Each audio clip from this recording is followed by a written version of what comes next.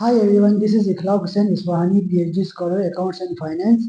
मेरा 14 ईयर का एक्सपीरियंस है अकाउंट्स एंड फाइनेंस का। इकोनॉमिक्स भी पढ़ा है, डिफरेंट बिजनेस सब्जेक्ट पढ़ाए हैं। तो 14 ईयर डिफरेंट यूनिवर्सिटीज़ में सर्व किया एज ए लेक्चर और एज असिस्टेंट प्रोफेसर। तो इन 14 ईयर्स के बाद मैं ये समझता हूँ कि अकाउंटिंग में डिफरेंट स्टूडेंट्स को दुश्वारी होती है। कुछ नॉन अकाउंटेंट्स होते हैं, कुछ अकाउंटिंग बैकग्राउंड के नहीं होते हैं, जो इंटर कॉमर्स नहीं पढ़ा होता, कुछ ओ लेवल्स ए लेवल्स का स्टूडेंट है, उनको भी थोड़ी सी दुश्वारी होती है। इन सब को एक साथ कैटर करने के लिए हमने ये चैनल स्टार्ट किया है, जिसमें हम बेसिक अकाउंटिंग पढ़ाते हैं, एडवांस अकाउंटिंग है, कॉस्ट अकाउंटिंग है, मैनेजमेंट अकाउंटिंग है, फाइनेंस के इंट्रोडक्शन टू फाइनेंस है, फाइनेंशियल मैनेजमेंट है, और भी जितने भी बिजनेस के जो सब्जेक्ट्स होंगे वो हम इस यूट्यूब चैनल में स्टार्ट कर रहे हैं। उसके अलावा जितने भी स्टूडेंट जो ओ लेवल्स कर रहे हैं, इंटर ए लेवल्स कर रहे हैं, इंटरमीडिएट ग्रेड 1 ग्रेड 2 में बी कॉम कर रहे हैं, बीबीए कर रहे हैं, एमबीए कर रहे हैं, सीए कर रहे हैं, सीएमए कर रहे हैं, उन सब के लिए ये फ़ायदा होगा। जो नॉन अकाउंटिंग अकाउंटेंट्स है, बेसिकली जिनकी अंडरस्टैंडिंग नहीं है, तो उनको लाजमी ये चैनल देखना है ताकि आपकी अंडरस्टैंडिंग डेवलप हो। अच्छा, अकाउंटिंग से स्टार्ट करते हैं। तो मेरी कोशिश ये होगी कि बुकिश हम नहीं जाएंगे, हम आपको अंडरस्टैंडिंग डेवलप करने की कोशिश करेंगे, ताकि जो आप के लोग बाकी बुक्स तो आपके पास भी अवेलेबल हैं, आप डेफिनेशन पढ़ सकते हैं, लेकिन उन सब की तरफ नहीं जाना, हमने अंडरस्टैंडिंग डेवलप करना है, उसकी तरफ हम आएंगे। अकाउंटिंग जैसे हमारा है recording, analysing, summarising, communication and interpretation of data. जो हमारे पास डेटा होता है, उसको हम क्या करते हैं, इंटरप्रेट करते हैं, कम्युनिकेट करते हैं, समराइज करते हैं, रिकॉर्ड करते हैं। हमारा स्टार्ट होता है रिकॉर्डिंग से। ठीक है, ये जो अकाउंटिंग है एक्चुअली इसका जो काम होता है वो पास्ट आपके पास जो डेटा है या अभी प्रेजेंट जो आपका काम चल रहा है उसकी रिकॉर्डिंग के ऊपर। अगर इसको आप फ्यूचर में लेकर जाओगे तो फ्यूचर को प्रिडिक्ट नहीं करता है अकाउंटिंग, तो वो आपका फाइनेंस कवर करता है। तो हमारा जो काम है अकाउंटिंग का है। तो अकाउंट्स स्टार्ट करते हैं किस तरह से है। अकाउंट से पहले मैं बिजनेस की तरफ आता हूँ। जो नॉन अकाउंटेंट्स है उनको थोड़ा सा समझ में आ जाए, फर्स्ट तक लेकर आऊंगा मैं। सबसे पहले हम स्टार्ट करते हैं बिजनेस। बिजनेस का मतलब है कोई भी ऐसी एक्टिविटी में आप इंडल्ज होते हैं जिससे आप कुछ ना कुछ अर्न करने की कोशिश करते हो। जो अर्न करते हो वो आपका प्रॉफिट कहलाता है। मीन्स आपने 1 लाख रुपए लगाया, अगर 1 साल बाद 1 लाख ही हो तो फिर फायदा तो नहीं है। इसका मतलब है वो 1,50,000 हो, 2 लाख हो, 3 लाख हो। इसका मतलब ये है कि आप बिजनेस इसलिए करते हो क्योंकि आप प्रॉफिट अर्न करो। ये प्रॉफिट हमारा क्या होगा, एम होता है। हमारा मकसद लॉसेस नहीं होता है। वो हमारी जो बिजनेस की कुछ रिक्वायरमेंट्स है, अगर उसको फुलफिल नहीं करते तो हम लॉसेस अर्न करते हैं। तो वो लॉसेस आपकी जो बिजनेस एक्टिविटीज जो प्रॉपर नहीं होती उसकी वजह से होता है। अगर हम बिजनेस करते हैं तो हमारा एम क्या होता है, प्रॉफिट। अब प्रॉफिट कितना होना चाहिए, 10%, 20%, 22%, 50%। तो बिजनेस कहता है कि आप जितना अर्न कर सकते हो, जितना मैक्सिमम आपके पास जो अर्निंग हो सकती है, तो आप उसको करो। तो हमारे पास लिमिट क्या है, the maximum limit is profit, wealth maximisation जैसे आप लोग पढ़ते हैं। अब इस प्रॉफिट को अर्न करने के लिए कुछ ना कुछ हमने क्या करना है, एक्टिविटीज करनी है। डिफरेंट एक्टिविटीज करेंगे तो प्रॉफिट होगा, अदरवाइज बैठे रहेंगे तो एक्टिविटी प्रॉफिट तो नहीं अर्न होगा। ये एक्टिविटीज दो तरह की हैं, एक आपके पास फाइनेंशियल एक्टिविटीज हैं, दूसरी आपके पास नॉन फाइनेंशियल एक्टिविटीज है।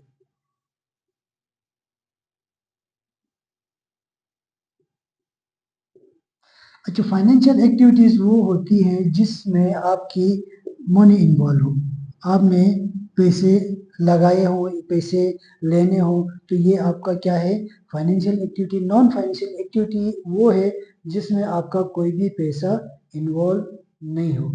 जैसे एक एग्जांपल देते हैं, आप एक मीटिंग करते हो जिसमें बिजनेस के बारे में आप क्या करते हो, आपका एजेंडा होता है कि आप पार्टनर्स इकट्ठे होते हो, आप कहते हो पूरा 1 घंटा 2 घंटा लगाते हो, उसमें डिस्कस करते हो, अपना अपना एजेंडा सामने रखते हो और ये कहते हो कि इस तरह करेंगे तो हमारा बिजनेस डेवलप होगा, इस तरह करेंगे तो मैक्सिमम प्रॉफिट होगा, इस तरह करेंगे तो हम एक्सपेंड करेंगे, इस तरह करेंगे तो कंपटीटर से को मीट कर सकेंगे या कंपटीटर से हम आगे जाएंगे।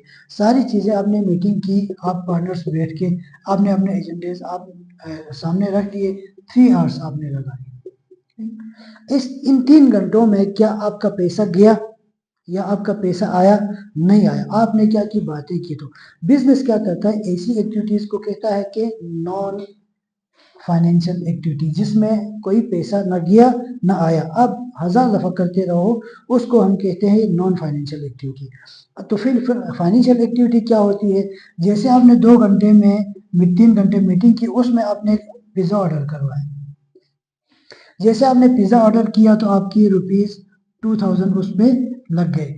अब 2000 आपके पैसे से चले गए, तो जैसे आपके पैसों की बात हुई तो वो अकाउंटिंग कहती है कि ये फाइनेंशियल एक्टिविटी, इसलिए फाइनेंशियल एक्टिविटी के हमारा आउटफ्लो हुआ है।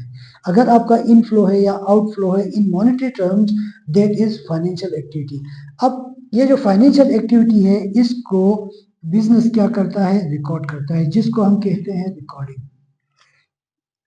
इसी तरह जैसे हमने मीटिंग की, उसमें हमने कोई पैसा नहीं लगाया, तो बिजनेस क्या करता है, उसको इग्नोर करता है, उसकी रिकॉर्डिंग बिजनेस में नहीं होती। ओके, तो जो रिकॉर्ड करते हैं हम कोई भी ट्रांजेक्शन को, तो कोई भी एक्टिविटीज जो हमारी एक्टिविटीज हैं, जो फाइनेंशियल एक्टिविटीज हैं, जिसको हमने रिकॉर्ड किया, जिसको रिकॉर्डिंग कहते हैं, वो हमारी कहलाती है ट्रांजेक्शन। तो जो हमारी एक्टिविटीज है बिजनेस में, उनको हम कहते हैं ट्रांजैक्शन। अब वो जो ट्रांजैक्शंस होती हैं, उनकी डिफरेंट नेचर्स है। अब फिर हम डिस्कस करते हैं nature of accounts. Nature of accounts, ये जो नेचर ऑफ अकाउंट्स है, उसमें हमारे पास टोटल 5 चीजें होती हैं। The first is assets, second is your liability, the third is capital, the fourth one is revenue, and the last one is your expense।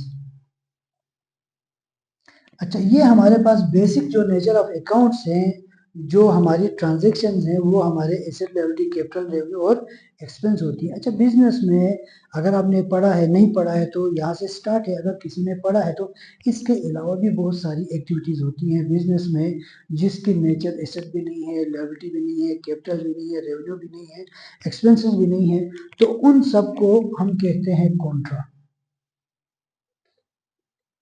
तो जो इनसे रिलेटेड ही होंगे, उनको हम लेटर डिस्कस करेंगे, थॉरली पूरा एक लेक्चर बनाएंगे। तो हम इनको समझने की कोशिश करते हैं। एसेट क्या है, सबसे पहले हम डिस्कस करते हैं assets. All economic resources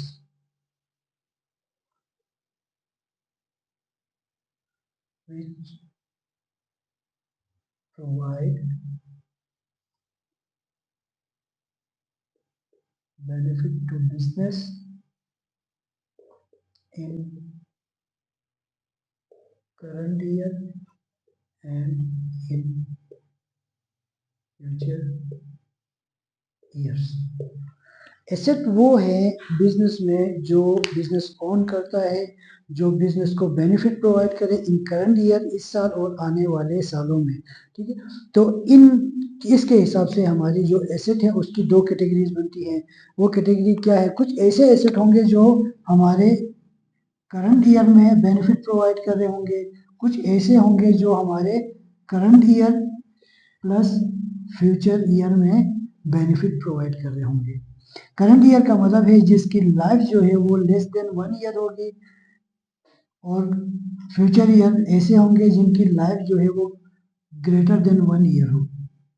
means current year में जो सर्विसेज प्रोवाइड कर रहे हैं, जिनको हम यूटिलाइज करेंगे, उनको हम क्या कहेंगे, करंट एसेट। उनको हम कहेंगे करंट एसेट्स। जैसे हमारे पास कैश है, उसके बाद अकाउंट रिसीवेबल है, आपके पास सप्लाईज है, आपके पास जैसे मेरे हाथ में मार्कर है, आपके पास पेपर है प्रिंटिंग के लिए, इस तरह आपके पास मर्चेंडाइज है, इन्वेंट्री है, जो भी कंज्यूमेबल्स हैं जो विद इन द ईयर आप उस एसेट को, रिसोर्स को यूज करते हो, यूटिलाइज करते हो, वो आपका क्या कहलाता है, एसेट है। अच्छा, ये जो जिसकी लाइफ 1 साल हो, जैसे हम मेरे हाथ में मार्कर है, इसकी मैक्सिमम लाइफ 10 to 15 डेज है। अगर मैं ज़्यादा यूज करूंगा तो विद इन 5 डेज ये खत्म होगा।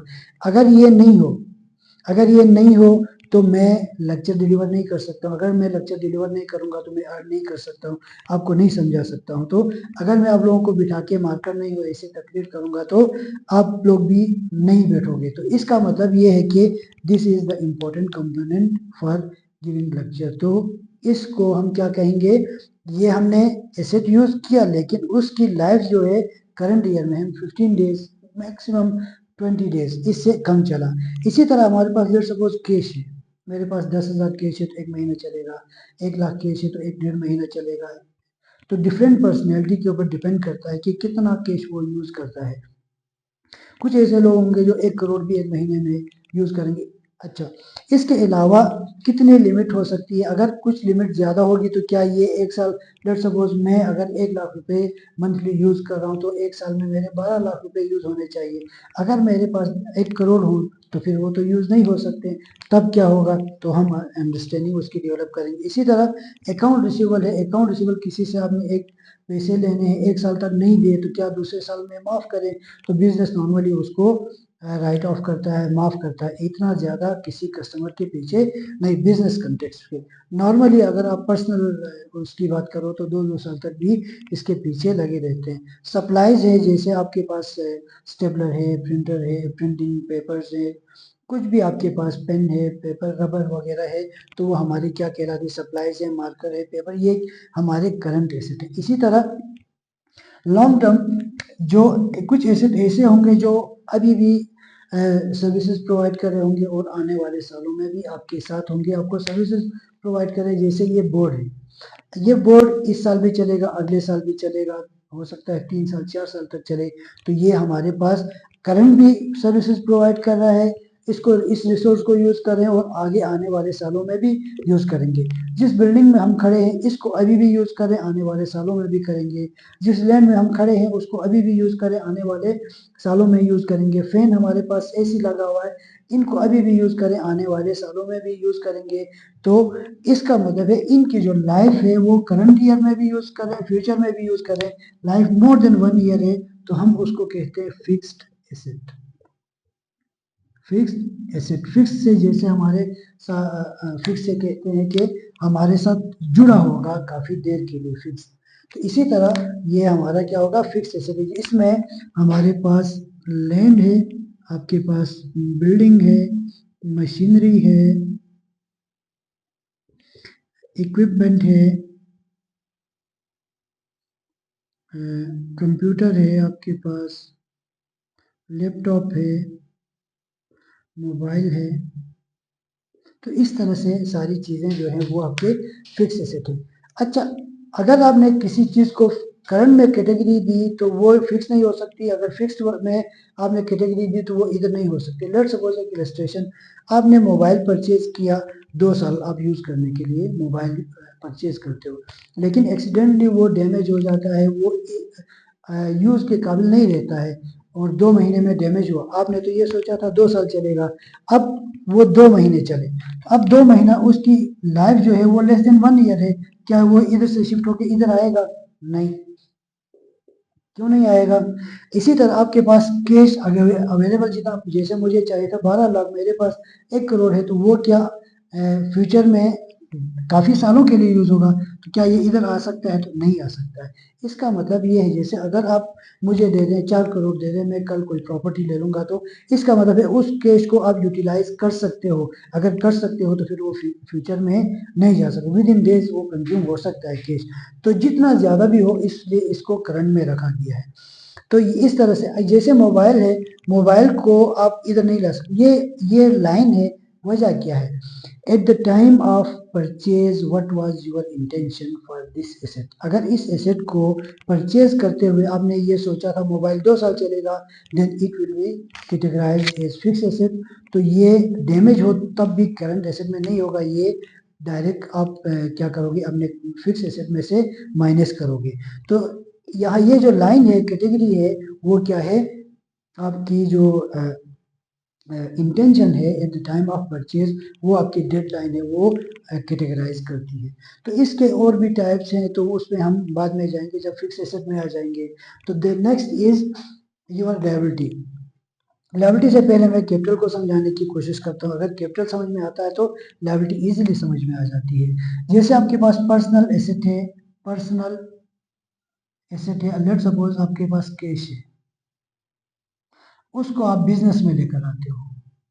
जब बिजनेस में लेकर आते हो उसको हम कहते हैं कैपिटल।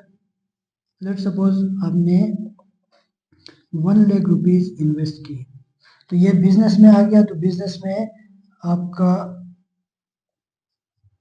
क्या होगा, एसेट होगा। टाइटल आपके पास कैश होगा, तो कितना होगा, 1 लाख रुपीज।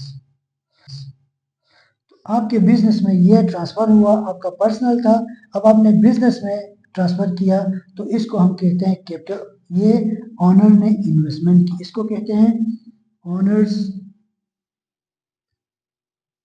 इन्वेस्टमेंट। ऑनर जो भी इन्वेस्ट करता है बिजनेस में उसको हम क्या कहते हैं, कैपिटल कहते हैं, कैपिटल कहते हैं। चलो एक एग्जांपल लेते हैं। लेट सपोज आपका जो बिजनेस है वो 2 लाख से स्टार्ट होगा, 2 लाख से कम हो तो स्टार्ट नहीं हो सकता है, और आपके पास जो है वो 1 लाख रुपीज हैं। अब क्या करोगे, अगर 1 लाख रुपीज हैं और आप जो बिजनेस करना चाहते हो उसकी जो रिक्वायरमेंट है दैट इज 2 लाख, तो फिर आप क्या करोगे, बारो करोगे किसी न किसी से, दोस्त से, किसी फाइनेंशियल इंस्टीट्यूशन से, किसी भाई से, अब्बा से, आप क्या करोगे, लोन ले लोगे। क्या करोगे, आप लोन एक्वायर करोगे। जो लोन एक्वायर करते हो तो वो आपकी क्या कहलाती है, लायबिलिटी। जब लोन एक्वायर किया 1 लाख रुपीज, तो आपके पास क्या हुआ, 2 लाख। अब आपके पास आ गया 2 लाख, तो अब आपका बिजनेस स्टार्ट हो सकता है। इसका मतलब ये है जो बिजनेस के एसेट्स होते हैं उसमें आपका कैपिटल भी इन्वॉल्व होता है, उसका आपका लायबिलिटी भी इन्वॉल्व होता है। तो अब थोड़ा सा और, honours investment in assets of business means इस 2 लाख में से 1 लाख क्या है आपका, ऑनर ने इन्वेस्ट किया है, तो वो क्या क्या है, honours investment in assets of business is capital. आपको इजीली समझ में आया होगा। अब 1 लाख जो है वो कौन था, ये था आउटसाइडर, आउटसाइडर जो मालिक नहीं है, जो बिजनेस में जिसका पैसा तो लगा है, आप उसको एसेट करके यूज करते हो, यूटिलाइज करते हो, तो हम इसको यूं भी कह सकते हैं, outsiders right, outsiders right in assets of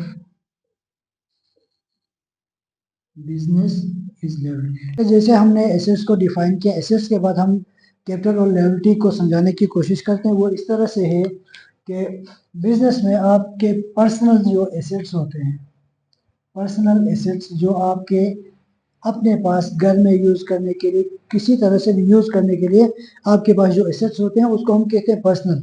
उसको हम जब बिजनेस में लेकर आते हैं तो वो आपके पर्सनल नहीं रहते, तो उसको हम कहते हैं कैपिटल। लेट सपोज आपने 1 लाख रुपीज इन्वेस्ट किए, जिसको हम कहते हैं इन्वेस्टमेंट, इन्वेस्टमेंट। आपने क्या किया, इन्वेस्टमेंट किया बिजनेस में, तो ये आपके पास बिजनेस में आते हैं, बिजनेस में 1 लाख रुपए आ गए, पहले क्या थे बिजनेस में 0। अब आपने जब इन्वेस्टमेंट किया तो 1 लाख की इन्वेस्टमेंट हो गई, ये आपका एसेट कहलाता है। ये आपका किधर आ गया, बिजनेस में। आपने जो पर्सनल एसेट में से क्या इन्वेस्ट किया था, दैट वाज कैश, तो बिजनेस में अभी क्या आ गया आपके पास, कैश। कोई भी एसेट आप यूज कर सकते हो, जैसे अगर आपके पास 2-3 कार हैं तो आप कार दे सकते हो, सप्लाईज हैं तो सप्लाईज दे सकते हो, इन्वेंट्री है तो आप इन्वेंट्री दे सकते हो, आपके पास कोई शॉप है, बिल्डिंग है, तो उसको बिजनेस में यूटिलाइज कर सकते हो। जो भी चीज़ आप बिजनेस में यूटिलाइज करोगे वो आपका पर्सनल एसेट है, वो अब बिजनेस का हो गया, तो वो अब बिजनेस का एसेट हो गया। अभी हम डेफिनेशन पे नहीं आए कि कैपिटल क्या होता है, सिर्फ ये समझाने की कोशिश करें कि कैपिटल का फ्लो किस तरफ है। तो आपने अपने पर्सनल एसेट को इन्वेस्ट किया बिजनेस में, वो बिजनेस की तरफ आ गए। अब लेट सपोज, अब थोड़ा और आगे इसको एक्सप्लेन करने की कोशिश करते हैं। लेट सपोज आप जो बिजनेस स्टार्ट करना चाहते हो वो 1 लाख से नहीं, वो 2 लाख से स्टार्ट हो रहा है। आपके पास जो इन्वेस्टमेंट की गुंजाइश है वो क्या है, 1 लाख रुपीज अब आपका जो बिजनेस स्टार्ट करना चाहते हो दैट इज ऑफ 200,000।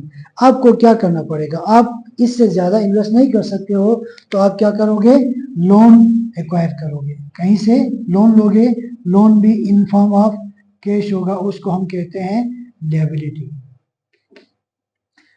तो वो आपकी लायबिलिटी कितनी आप और लोन लोगे तो आपका बिजनेस स्टार्ट हो सकता है, दैट इज 100,000। आपने 100,000 खुद इन्वेस्ट किया, 100,000 आपने लोन लिया, तो आपका बिजनेस अभी स्टार्ट हो सकता है। अब यहाँ समझने की कोशिश करते हैं, तो इस 200,000 में, अब यहाँ देखिए इस 200,000 में आपके पास टू पार्ट्स है।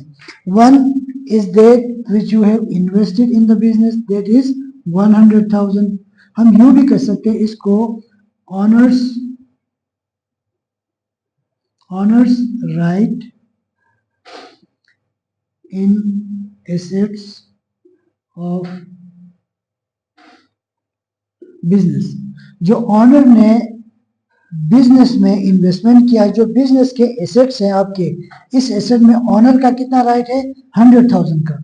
बिजनेस के जितने भी एसेट्स हैं उसमें बाकी किसी और का है, तो उसको हम कहते हैं आउटसाइडर। कितना है इसके, 100,000। 100,000 किसका है, ये आउटसाइडर का।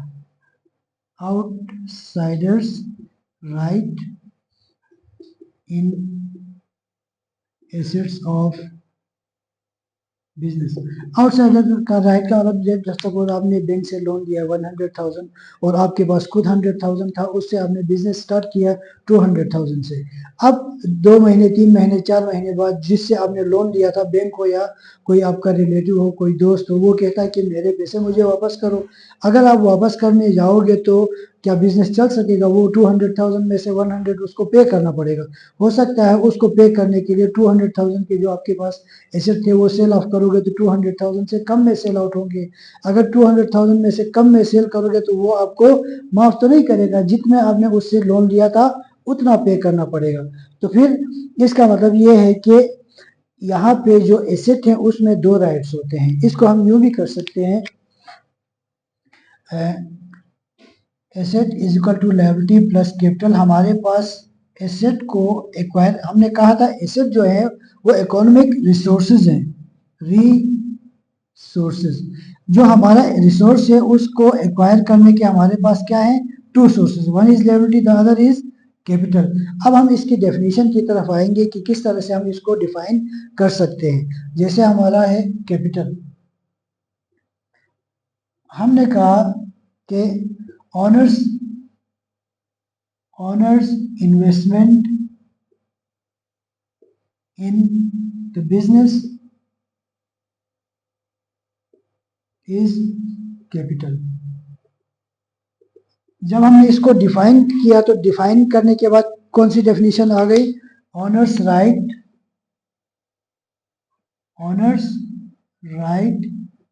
इन assets of the business is capital. ये दो तरह से हम समझा सकते हैं कैपिटल क्या है। जो ऑनर इन्वेस्टमेंट करता है उसको भी कैपिटल कहते हैं। ऑनर का जो राइट होता है एसेट ऑफ द बिजनेस, वो भी आपका क्या है, कैपिटल है। ऑन द अदर हैंड जो आउटसाइडर है आपका, लायबिलिटी हमारी है, liability outsiders right in assets of the business, ये हमारी क्या है, लायबिलिटी है। तो लायबिलिटी और एसेट की डेफिनेशन आ गई हमारे पास।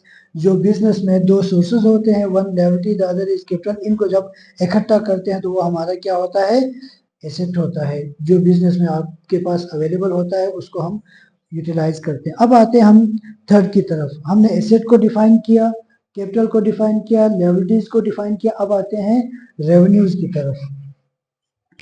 रेवेन्यू जो है आपका, चलो मैं इसको रब करता हूँ, आप स्क्रीनशॉट ले लें या इसको आपने अंडरस्टैंड किया होगा। तो नेक्स्ट हमारा जो स्टेप है that is revenue and expenses. Revenue, all sources of income. Income means जो बिजनेस की तरफ कोई भी चीज आ रही होती है, that is income in form of monetary, in form of anything. ठीक है, बिजनेस की तरफ जो जिस तरह से भी आप अर्न करते हो, तो उन सब सोर्सेज को हम क्या कहते हैं, रेवेन्यू। ये रेवेन्यू जो है कलेक्टिव नाम है आपका, लेकिन यहाँ पे जो भी सोर्स होगा वो लीगल सोर्स की बात होगी। इनलीगल कोई एक्टिविटी हो उसको हम रेवेन्यू कंसीडर नहीं करते। अच्छा, ऑल सोर्सेज ऑफ, जैसे सेल्स है, सर्विसेज है, सैलरीज है, आपके पास रेंट है, फीस है, कंसल्टेंसी एडवाइजरी है, कमीशन इनकम, इंटरेस्ट इनकम, जितने भी सोर्सेज ऑफ इनकम होते हैं उसका जो कलेक्टिव नाम है दैट इज रेवेन्यू। अच्छा, एक चीज लाजमी आपने याद रखनी है, वो ये कि एक ही बिजनेस के एक से ज्यादा रेवेन्यूज हो सकते हैं। तो इसमें ये होगा कि अगर लेट सपोज मैं जो है डिफरेंट टाइप ऑफ इनकम है, मैं सैलरी भी लेता हूँ, मैं इंस्टीट्यूट में पढ़ाता हूँ, मैं सीईओ हूँ ऑर्गेनाइजेशन का, उससे मेरी इनकम है, मेरे कॉलेजेस हैं, मेरे डिफरेंट स्कूल्स हैं, यूनिवर्सिटी में मैं पढ़ाता हूँ, तो इसका मतलब है मेरे पास उसके अलावा कोई बिजनेस भी है, तो मल्टीपल इनकम्स हो गए। तो इसी तरह हर बिजनेस के भी multiple income, let suppose university है आपकी कोई, उस यूनिवर्सिटी की सबसे पहले फीस होती है, फिर ग्रांट्स होती है, उसके अलावा लाइब्रेरी की फीस होती है, स्पोर्ट्स की फीस होती है, ट्रांसपोर्टेशन फीस होती है, हॉस्टल के चार्जेस होते हैं, एग्जामिनेशन के चार्जेस होते हैं। ये डिफरेंट टाइप ऑफ रेवेन्यू आपके पास क्या होता है, एक ही ऑर्गेनाइजेशन में हो सकता है। लेकिन मजे की बात यह है कि उनमें से कोई एक सोर्स ऐसा होगा जो मेन सोर्स होगा। ठीक है, मेन सोर्स ऑफ इनकम होगा, बाकी इनकम को हम कहते हैं अदर इनकम। इसी तरह हम एक्सपेंसेस की बात करेंगे अब।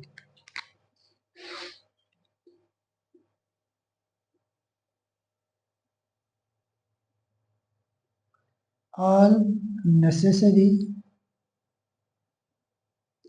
Payments made to run the business।